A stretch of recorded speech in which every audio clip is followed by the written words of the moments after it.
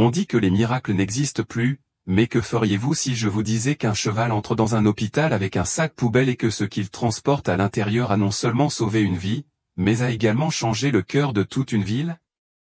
Ce que vous êtes sur le point de voir n'a aucun sens. Mais si vous avez déjà eu l'impression que personne ne vous écoute, que vous êtes seul, que la vie est injuste, cette histoire touchera quelque chose en vous, car parfois l'amour le plus pur ne vient pas d'une personne, il vient de la personne à laquelle vous vous attendez le moins. Restez jusqu'à la fin. Ce n'est pas seulement une histoire, c'est un signe. Abonnez-vous et activez la cloche pour ne rien manquer d'une seule histoire qui vous touche au cœur. C'était un de ces mardis où tout semble se répéter comme la semaine dernière. Le soleil tapait fort tôt, ses rayons traversant les longues fenêtres de l'hôpital San Cristobal, juste à l'extérieur de la ville de Canada del Sol. La réceptionniste leva à peine les yeux de son ordinateur et l'odeur du café réchauffé flottait dans l'air de la salle de pause. Clara Mendoza, l'infirmière de service, vérifiait les draps propres sur le chariot tout en poussant la porte de la chambre 204 avec sa hanche. Elle avait 35 ans, une peau bronzée, des yeux verts qui parlaient plus fort que sa bouche et une tresse serrée qui pendait au milieu de son dos. Il portait toujours son uniforme turquoise parfaitement repassé, même si ses baskets montraient déjà la fatigue d'années passées à courir dans ces couloirs. C'était une de ces personnes qui donnaient tout pour leurs patients, mais dans sa propre vie, il se sentait invisible. Alors qu'elle plaçait un oreiller sous la tête de Doña Rosario, une vieille dame hospitalisée depuis des jours à cause d'hypertension artérielle, elle entendit un bruit sec, comme un coup frappé. Puis des pas, puis des sabots. Ça c'était quoi? Demanda le jeune détenu qui passait devant la porte. Clara jeta un coup d'œil dans le couloir. Ce qu'elle a vu lui a coupé le souffle. Un cheval brun au corps robuste et brillant, la crinière ébouriffée comme s'il avait couru des kilomètres sans s'arrêter, trottait à l'intérieur de l'hôpital. Oui, à l'intérieur, avec un sac noir entre les dents. Qu'est-ce que c'est? A crié quelqu'un depuis le bureau des admissions. Matteo Rio, le gardien de sécurité, est arrivé en courant depuis l'entrée. Il avait 42 ans, la peau foncée, l'air sérieux et sentait toujours le tabac, même s'il ne fumait devant personne. Grand, fort, avec une attitude qui imposait le respect, mais aujourd'hui, même sa voix grave ne pouvait pas contrôler ce qui se passait. « Fermez les portes, fermez-les maintenant !» cria-t-elle en essayant de ne pas glisser sur le sol fraîchement nettoyé.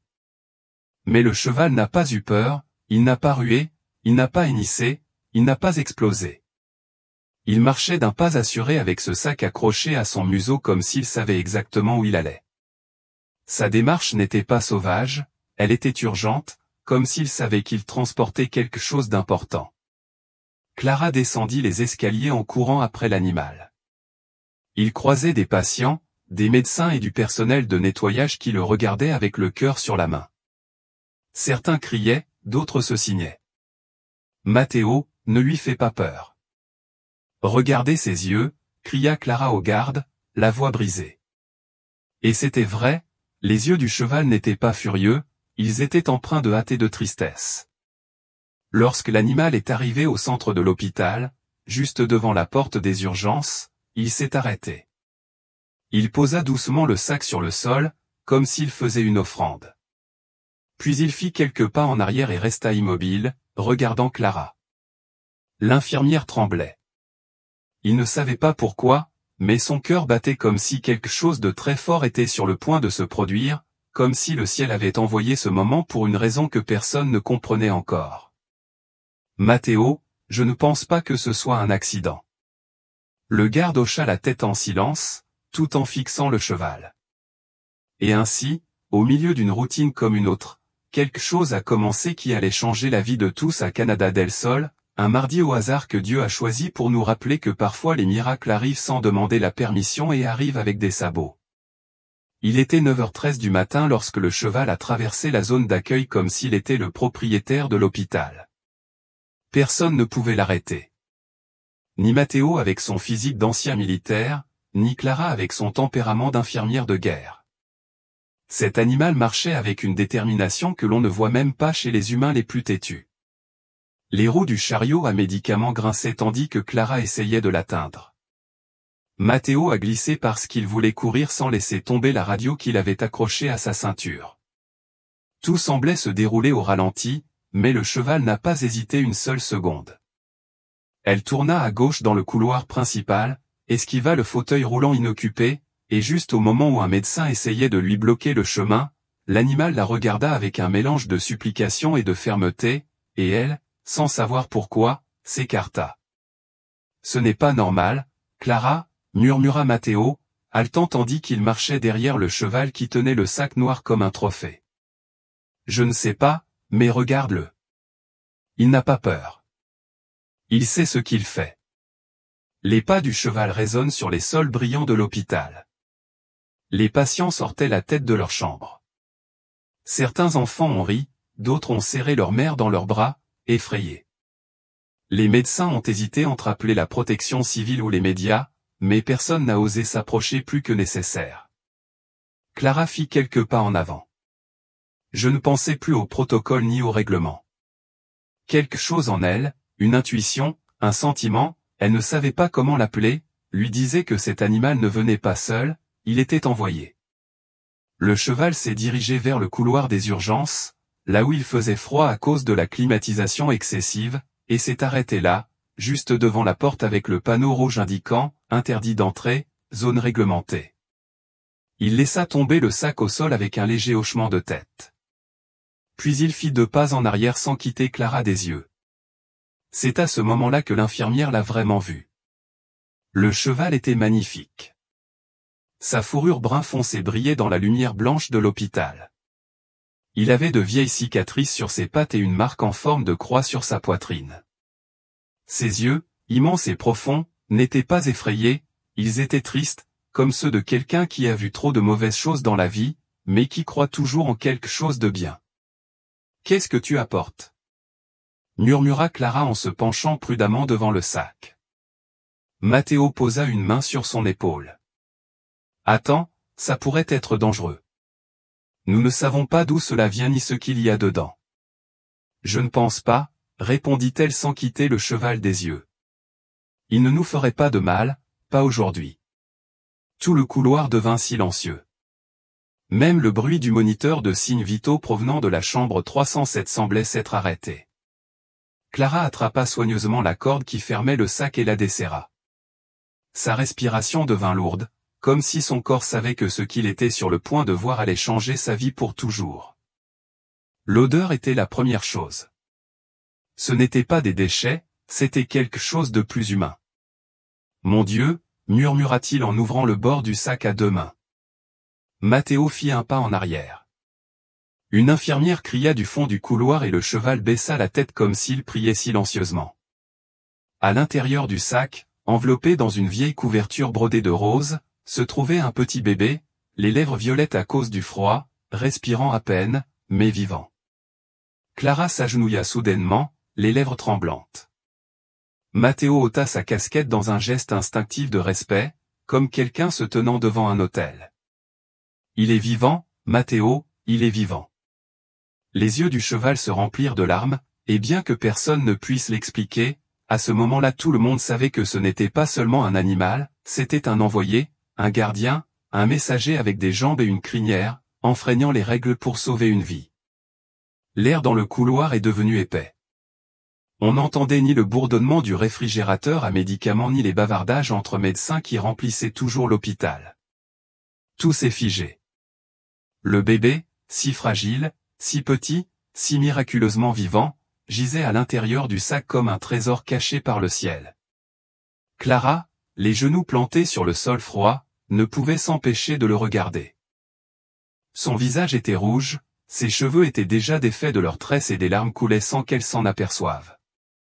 Matteo, à ses côtés, tenait toujours la radio sans appuyer sur le bouton, sans prévenir personne. J'étais paralysé.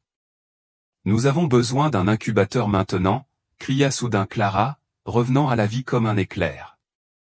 Elle s'est enfuie avec le bébé dans ses bras, enveloppée dans cette vieille couverture qui couvrait à peine son petit corps. Le tissu était taché et la broderie florale s'était effilochée avec le temps. Le petit respirait, oui, mais sa poitrine se soulevait et s'abaissait de manière inégale. « Allez, Allez, que quelqu'un m'ouvre le service de néonatologie. Cria-t-il en traversant l'hôpital, le cœur battant contre ses côtes. Les autres ont finalement réagi. 2 infirmières ont dégagé le couloir. Un médecin a poussé les portes automatiques et un pédiatre qui revenait de son changement d'équipe a laissé tomber son café en courant après Clara. L'hôpital, pendant un instant, a oublié la routine. Ce n'était pas seulement un bébé, c'était une chance de faire ce qu'il fallait, d'être vraiment humain. Pendant ce temps, le cheval restait là, à la même place, la tête baissée et les oreilles tendues. Il n'a fait aucune tentative pour partir. Matteo s'approcha lentement de lui. Sa voix était brisée. « D'où viens-tu, mon ami ? Qui t'a envoyé ?» murmura-t-il comme s'il attendait une vraie réponse. Le cheval leva les yeux et le regarda droit dans les yeux. Matteo, qui avait affronté des voleurs, des incendies et même des tornades lorsqu'il était garde, sentit un frisson lui parcourir le dos, car dans ce regard il y avait autre chose, une tristesse ancienne, une urgence sacrée. Quelques minutes plus tard, Clara quittait l'unité néonatale.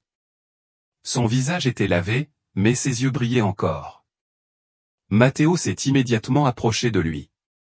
Et l'enfant est vivant, très faible. Mais le médecin dit qu'ils l'ont amené juste à temps. Si cela avait pris quelques minutes de plus. Il n'a pas terminé la phrase. Ce n'était pas nécessaire. Clara se tourna vers le cheval. Il fit quelques pas jusqu'à ce qu'il soit devant lui. Il n'y avait plus de peur ni de doute, seulement de la gratitude. « Merci », dit-il doucement, comme s'il parlait à un ange. Et le cheval, sans bouger, poussa un soupir, un long soupir, comme s'il pouvait enfin se reposer. Puis il se dirigea vers un coin du couloir et resta allongé là, calmement, comme s'il savait que sa mission était déjà en cours, mais pas encore terminée.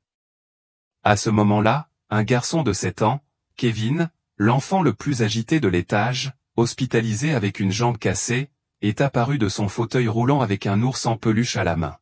« Maman, ce cheval vient du ciel. » Sa mère, qui n'avait pas l'habitude de parler de foi, le serra fort dans ses bras et lui murmura à l'oreille.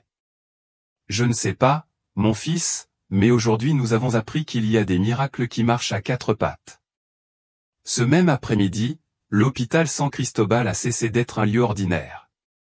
Les lumières, les murmures, l'odeur de l'alcool et du chlore, tout semblait enveloppé d'une sorte de révérence silencieuse, comme si même les murs savaient que quelque chose de divin s'était produit là. Clara ne quittait jamais la salle néonatale, croisant les bras, marchant en rond et serrant les lèvres. Chaque fois qu'elle entendait le bip des moniteurs, son cœur s'arrêtait pendant une seconde. Le bébé, qui n'avait toujours pas de nom, était dans une couveuse et peinait à respirer. Il était si petit qu'on aurait dit qu'il était fait de papier, mais son cœur battait toujours. Matteo est entré avec 2 cafés chauds et un en main pour elle. Il le lui a offert sans dire un mot. Je savais qu'il ne pouvait pas faire grand-chose, mais être là était suffisant. « Comment ça va ?» demanda-t-il d'une voix grave et posée. Pour l'instant, murmura Clara sans le regarder. Mais c'est un miracle qu'il soit en vie. Je ne comprends pas comment il est arrivé juste à temps. Je ne comprends rien. Un silence gêné s'installa entre les deux. Matteo regarda dans le couloir, où le cheval était toujours couché. Il n'avait pas bougé depuis des heures. Il a mangé ce qu'une infirmière lui a apporté, a bu de l'eau et a simplement attendu. Et le réalisateur a demandé, Clara est furieuse. Il a déjà envoyé un message pour la protection des animaux.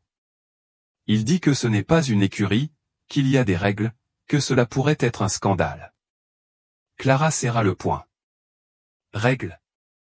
Sérieusement, ce cheval a sauvé une vie humaine. Matteo baissa la voix. Je sais, mais tu sais comment c'est. Il dit qu'il faut le signaler, que ce n'était pas normal, que peut-être le bébé a été abandonné volontairement et que les autorités doivent être informées. Elle le regarda fixement, la colère et la douleur mêlées sur son visage. Et qu'en penses-tu, Matteo? Pensez-vous que ce n'était qu'une coïncidence? Il est resté silencieux. Il regarda vers la pièce où dormait le bébé relié à de minuscules tubes. Puis il regarda le cheval qu'il observait de loin, comme s'il comprenait chaque mot. Finalement, il répondit d'une voix basse mais ferme. « Je pense qu'il y a des choses que le protocole ne comprendra jamais. » C'est à ce moment-là qu'un médecin est entré en courant dans la pièce, agité. « Nous avons besoin d'une autorisation immédiate pour enregistrer le bébé. » Le réalisateur ne veut pas, mais le système ne le laisse pas sans nom. Et l'enfant a besoin d'une assurance pour continuer le traitement. Clara n'y a pas pensé. Écrivez-le comme Ellie. Elias Mendoza. Votre nom de famille. Ouais. Si personne d'autre ne le réclame, il sera à moi. Matteo la regarda avec surprise. Il y avait quelque chose dans ses yeux que je n'avais jamais vu auparavant, de la fermeté, de l'amour, de la détermination. Comme si rencontrer ce bébé avait ramené quelque chose qui était éteint depuis des années. Es-tu sûr? Plus que jamais. Le docteur s'est enfui. Clara prit une profonde inspiration, se tourna vers Matteo et dit d'une voix qui venait du plus profond de son âme. Je ne vais pas les laisser traiter ça comme une affaire. Ce n'est pas un fichier, c'est un miracle. Et ce cheval aussi. Matteo la regarda respectueusement, hocha lentement la tête, puis s'approcha du cheval, s'accroupit à côté de lui et lui caressa doucement le cou. Merci mon ami. Tu as couru pour ta vie et tu as gagné. Et pendant ce temps, quelque part dans le ciel, peut-être que quelqu'un souriait. L'horloge indiquait 2h47 du matin lorsque l'hôpital a finalement repris son souffle. Elias, comme Clara l'avait nommé, restait stable à l'intérieur de l'incubateur, s'accrochant à la vie avec la force de ceux qui sont nés sans rien, mais pleins de sens. Matteo, incapable de dormir, marchait dans les couloirs silencieux avec une tasse de café à la main. Les lumières tamisées du quart de nuit donnaient à l'endroit une atmosphère plus humaine, moins institutionnelle. Les talons ne claquaient plus, les machines émettaient des bips de temps en temps, mais dans l'ensemble tout était calme. Le cheval, fidèle à sa veillée, restait couché dans le même coin. Matteo le regarda en silence. Je ne savais pas ce qui le dérangeait autant. C'était soit la façon dont il était arrivé, soit la direction exacte dans laquelle il était allé, soit le timing parfait, soit il y avait autre chose. Il regarda la couverture dans laquelle le bébé avait été enveloppé. Il l'avait laissé sur un plateau à côté des disques. Il était usé, sale, mais il avait encore quelque chose de très spécial, un morceau de broderie presque invisible dans un coin sur lequel on pouvait lire en lettres cursives, AB. Matteo plissa les yeux. AB, murmura-t-il pensivement. Où ai-je déjà vu ça? C'était comme une étincelle dans l'obscurité. Soudain, il se souvint d'il y a des années, lorsqu'il travaillait comme bénévole au DIF à Canada del Sol. Il y avait une fille qui venait toujours demander de l'aide pour son grand-père malade. J'avais environ 15 ou 16 ans. Châtain clair, cheveux longs et ébouriffés, regard courageux mais triste. Elle portait toujours une écharpe tricotée avec ses mêmes initiales, AV. Son nom était Anna Beltran. Ce n'est pas possible, murmura Matteo, le cœur battant dans sa gorge. Il courut vers les anciennes archives de l'hôpital. Il a dû retirer des cartons poussiéreux, des documents oubliés, de vieux disques comme des reliques. Là, parmi des rapports mal rédigés et des papiers jaunis, il trouva une feuille déchirée, patient soigné pour chute et contusion. Tutrice, Anna Beltran. Adresse, Rancho El Manancial, ancienne route de l'Est. Matteo est sorti du dossier comme un éclair. Il s'est dirigé directement vers Clara, qui dormait, la tête posée sur l'une des chaises à côté de la salle néonatale. Clara, réveille-toi. Je dois te montrer quelque chose. Elle ouvrit les yeux sur une tête endormie. Ce qui se passe. Je crois savoir d'où vient ce bébé et aussi qui pourrait être sa mère. Il lui raconta tout, sur Anna, sur son grand-père, sur le ranch oublié où il vivait. Clara écoutait en silence, les yeux fixés sur lui. Chaque mot tombait comme une goutte de pluie sur la terre sèche. Il y avait de la douleur, oui, mais aussi de l'espoir. Tu crois qu'elle l'a quitté? demanda Clara d'une voix étouffée. Je ne sais pas, mais ce que je sais, c'est que le cheval n'est pas arrivé ici par hasard. Si Anna est bien celle que je crois, ce cheval appartenait à son grand-père, il s'appelait Storm, et il l'a élevé comme un fils. Il disait qu'il avait une âme, qu'il comprenait tout, que Dieu lui avait donné un cœur humain. Clara resta silencieuse et s'approcha de la fenêtre d'où l'on pouvait voir l'animal. Donc si Storm est venu ici avec ce bébé. Matteo hocha la tête, complétant ce qu'elle n'osait pas dire. C'est parce que quelqu'un l'a envoyé ou parce qu'il savait que c'était son devoir. L'air dans la pièce est devenu épais.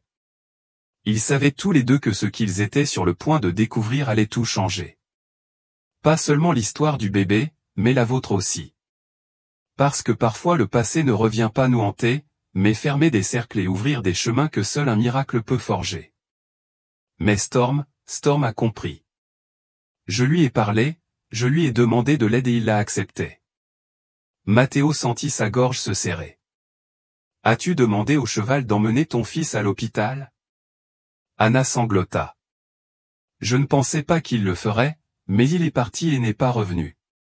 Je suis venu ici et je me suis caché.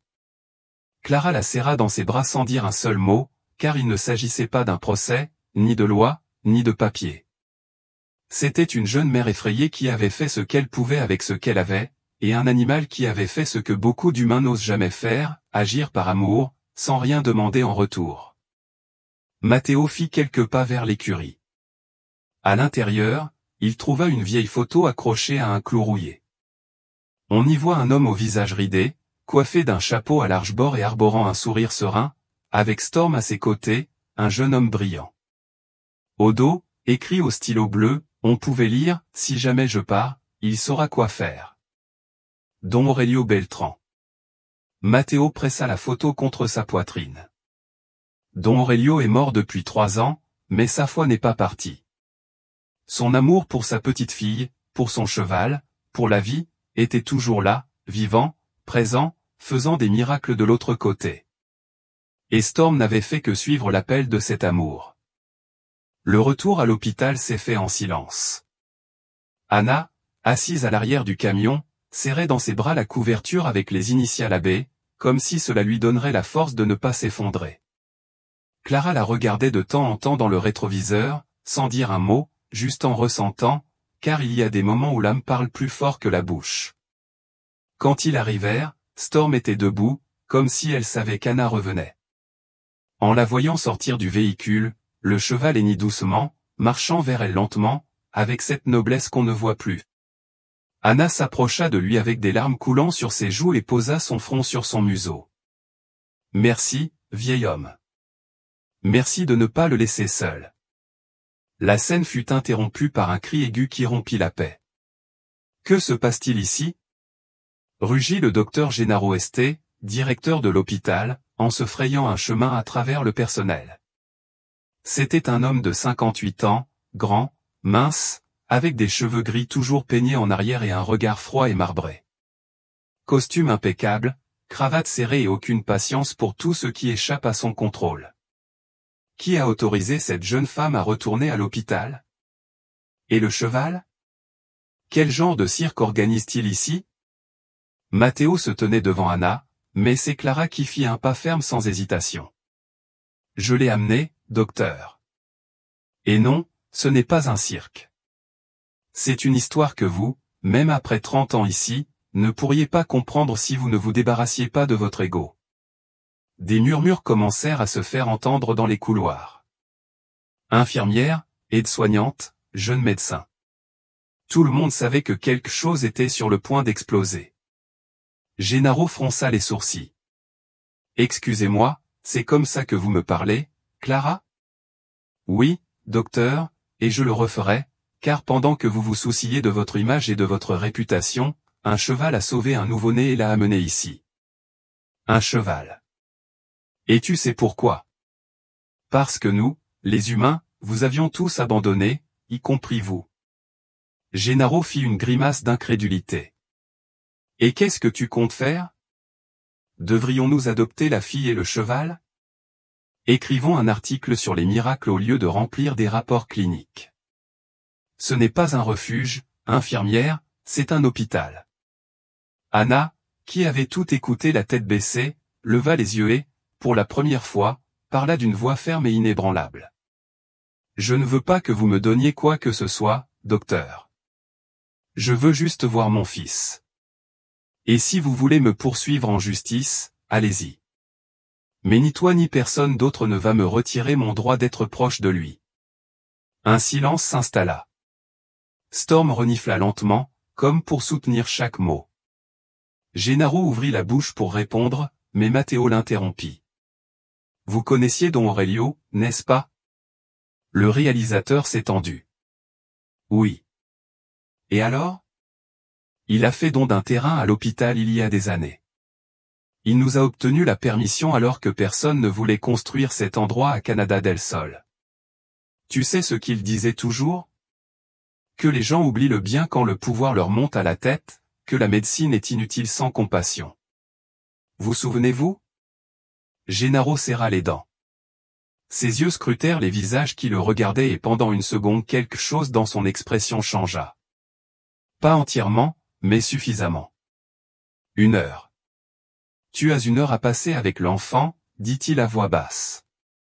Et puis on verra ce qui se passe. Il s'est retourné et est parti sans attendre de réponse. Clara prit une profonde inspiration. Anna tomba à genoux et Matteo la tint. Ce n'était pas une victoire totale, mais c'était le premier pas, car il y a des cœurs qui mettent du temps à se réveiller. Mais quand ils le font, la lumière entre, même si ce n'est que par une fissure. La nouvelle s'est répandue plus vite que le vent. En moins de 24 heures, les caméras de télévision étaient déjà à l'entrée de l'hôpital San Cristobal. Des journalistes, des reporters radio et même des influenceurs, téléphones portables à la main, se sont rassemblés autour de la clôture pour filmer le cheval miraculeux. Une chaîne nationale a titré l'histoire « Un cheval héros sauve un bébé abandonné, miracle ou canular ». Toute la ville était divisée. Sur les bancs de la place centrale, dans les boulangeries, sur les réseaux sociaux, chacun avait son avis. Certains ont dit qu'Anna était irresponsable, qu'elle devait payer pour avoir abandonné son fils. D'autres, les yeux brillants et la voix tremblante, prétendaient que ce que Storm avait fait était l'œuvre de Dieu, qu'aucun être humain n'aurait pu agir avec une telle fidélité et un tel amour. Ce cheval vaut plus que beaucoup d'entre nous, a déclaré un homme âgé à l'extérieur de l'église tout en caressant son chapeau. À l'hôpital, Anna passait ses journées à côté de l'incubateur d'Elias. Il lui parlait doucement, lui chantant des vers que son grand-père lui avait appris quand elle était enfant. Parfois, elle pleurait en silence, le visage pressé contre la vitre, mais elle ne s'éloignait jamais. Un jour, les travailleurs sociaux sont arrivés. Ils ont demandé à Clara et Matteo de les rencontrer dans une salle privée. Le réalisateur Esté, bien que réticent, était également présent. Nous devons déterminer si la mère est apte à prendre soin de l'enfant, a déclaré une femme en tailleur gris, sans lever les yeux de son dossier. Il y a une histoire d'abandon. Je ne l'ai pas abandonné, interrompit Anna d'une voix ferme. Je l'ai protégé du mieux que j'ai pu. Je ne l'ai pas laissé dans une boîte ou dans la rue. Je l'ai confié à quelqu'un dont je savais qu'il prendrait mieux soin de lui que moi, et je n'avais pas tort. À qui faites-vous référence exactement? Demanda l'autre ouvrier, confus. Tempête, répondit-il sans hésitation. Il l'a amené ici. Je l'ai juste emballé et j'ai prié. Matteo croisa les bras, retenant sa colère. Clara prit une profonde inspiration. Avec tout le respect que je vous dois, dit-elle en regardant directement les ouvriers. Ce bébé est arrivé dans un état critique. Sans l'intervention du cheval, il n'aurait probablement pas survécu. N'est-ce pas suffisant pour comprendre que, bien qu'imparfaite, l'intention d'Anna était de le sauver? Les femmes se regardèrent. Il y avait des doutes, il y avait de la pression, l'affaire était déjà dans les médias, le gouvernement voulait la résoudre rapidement, mais le peuple regardait. Le même après-midi, des dizaines de personnes se sont rassemblées devant l'hôpital. Certains portaient des bougies, d'autres des pancartes. L'un d'eux a dit: « Merci, Storm. L'amour n'a pas d'espèce. La foule réclamait justice, mais pas punition. Ils ont demandé de la compassion. Anna est sortie brièvement et en la voyant, beaucoup l'ont applaudi. Elle ne comprenait pas pourquoi, mais Clara lui prit le bras et murmura. Parce que pour la première fois quelqu'un a vu ta vérité. Et là, dans la foule, un garçon avec des béquilles s'est approché d'Anna. Il lui a donné un dessin froissé. C'était une feuille de papier avec des crayons, un cheval, un bébé et un cœur géant au centre. Ma mère dit que ton cheval est un ange avec des sabots, lui dit le garçon.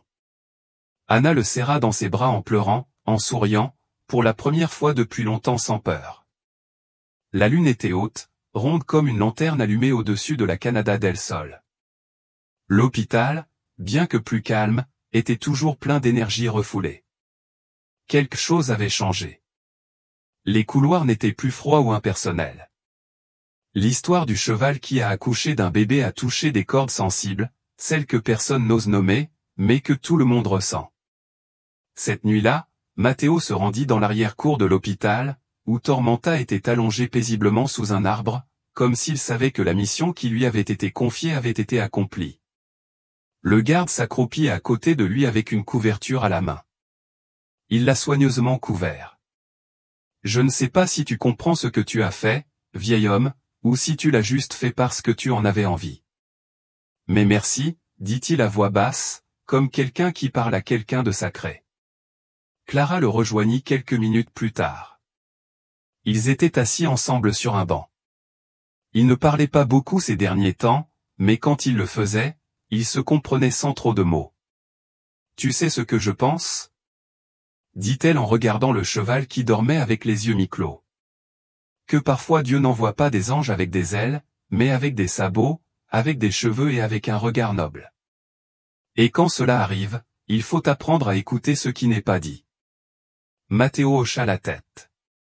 Ce cheval nous a tous donné une leçon, et sans dire un seul mot. À ce moment-là, une jeune infirmière accourut, agitée. Clara, Matteo, vous devez voir ça. Ils ont tous deux couru vers la salle néonatale. Là, entouré de tubes et de machines, Elias avait ouvert les yeux pour la première fois depuis son arrivée à l'hôpital. Il cligna lentement des yeux avec ses petits yeux profonds qui semblaient trop sages pour leur taille. Anna était là, tenant sa petite main avec une extrême précaution. Il lui parla doucement, lui disant qui il était, lui demandant pardon et lui faisant des promesses en même temps. Elle pleurait, mais pas de peur, mais d'espoir. Les médecins ne savaient pas comment l'expliquer. C'était tôt, c'était inhabituel. Mais Ellie avait commencé à aller mieux.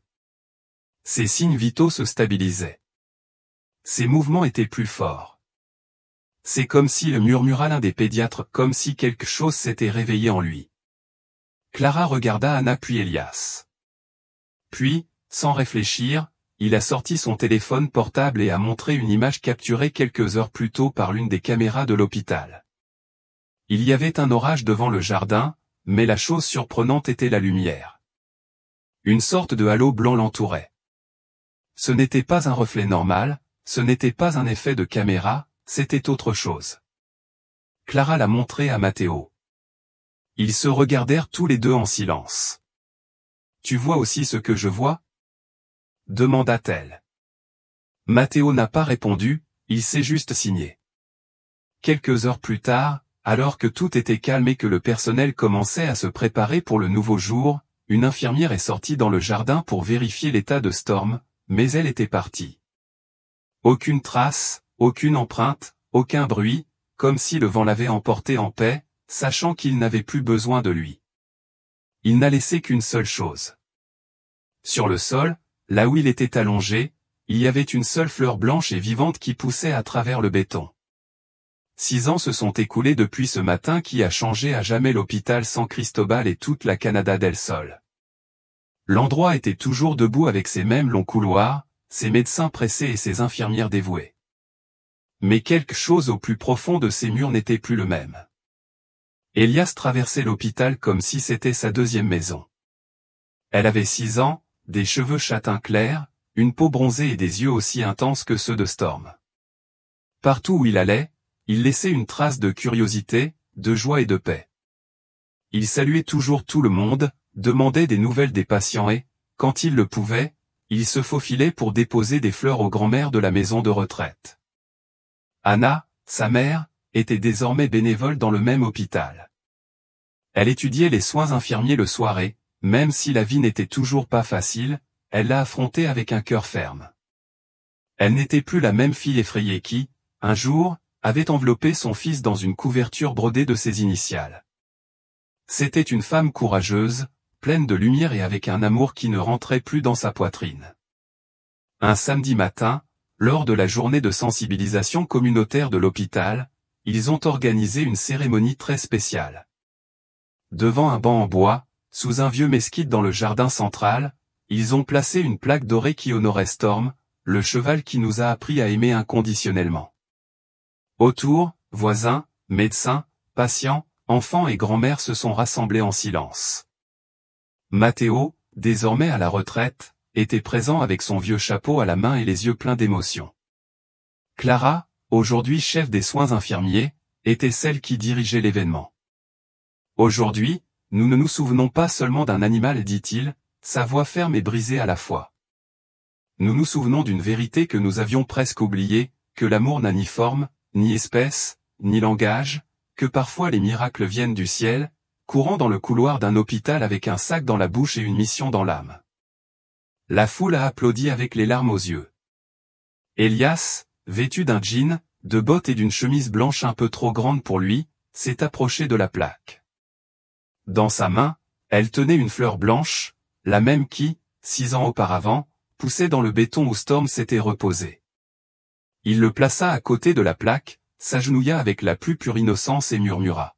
« Merci, mon ami, de m'avoir trouvé quand personne d'autre ne l'a fait. » À ce moment-là, une douce brise souffla à travers les arbres. Les feuilles bruissaient comme si elles battaient des mains, et pendant un instant, tout le monde le sentit. Ils ne l'ont pas vu, mais ils l'ont senti. Tempête, présente comme toujours, comme jamais auparavant. Parce qu'il y a des empreintes qui ne peuvent pas être effacées et il y a des cœurs qui ne partent jamais. Merci d'être venu jusqu'ici et d'avoir ouvert votre cœur à cette histoire.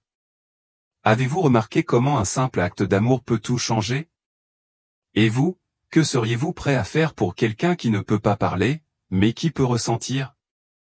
Parfois, ce dont nous avons le plus besoin n'est pas de compréhension, mais de confiance. Ayez confiance qu'il y a du bien, que les miracles existent encore et que nous pouvons y participer. Dites-moi dans les commentaires, pensez-vous que les animaux ressentent l'amour comme nous? Avez-vous déjà vécu quelque chose que vous ne pouviez pas expliquer, mais qui vous a laissé une impression durable? Votre avis compte. Votre histoire peut inspirer les autres. Et si cette histoire a touché votre âme, imaginez ce qui va suivre. Abonnez-vous à la chaîne et activez la cloche pour ne pas manquer les prochaines histoires qui touchent votre cœur. Rendez-vous dans la prochaine vidéo et rappelez-vous, le véritable amour a parfois 4 pattes.